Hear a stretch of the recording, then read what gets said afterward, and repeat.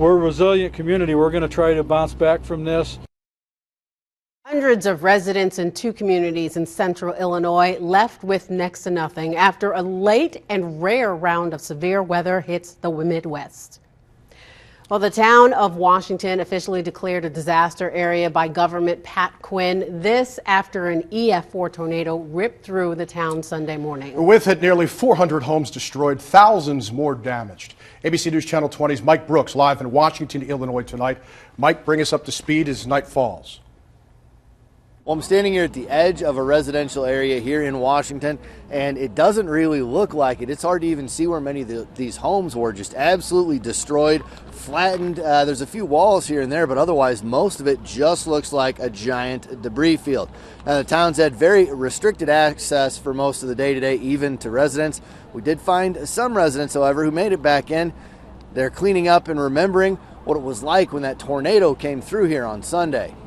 I was sitting in my living room, and I looked over my shoulder and I saw the sky spinning, debris and birds flying around, and I said to my wife, let's just get down in the basement. That's when the EF4 tornado struck Simon Petravick's Washington home. We heard wood popping, things flying around, and it was a very short time, maybe 30 seconds, it was all over. Now he's trying to seal up his home and salvage what possessions remain. He's thankful for what survived. The greatest things I have are my family. They're with us. We'll keep looking and make do with what we can find. Just down the street, Kathy Cook's home was leveled to the foundation. She's still sifting through the rubble of what's left. You know, it's material items that can be replaced. It's hard. They're finding things that are sentimental, but we'll be all right. We'll be all right. She says the town of Washington has been pulling together since the storm hit on Sunday.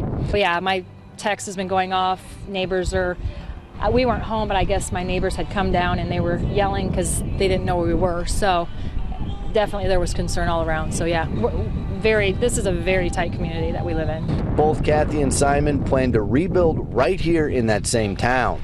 You know, my kids grew up here. This is home. We want to stay here, so we'll be back.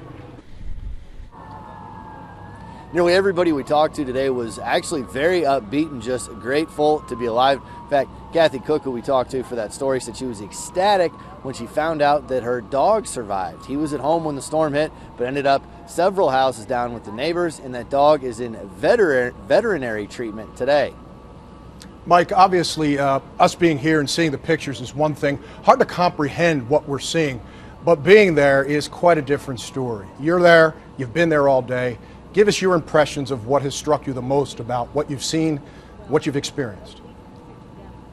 Well, we went on a tour with the Illinois State Police. They took several of us from the media through a couple of these subdivisions earlier today, and there's a few spots. You get a couple feet off the ground and look around, and it is just flat, leveled debris field for miles, and you're standing in the middle of what was a very nice kind of upper class subdivision here in town. It's just hard to believe what it could have looked like before because just everything is gone.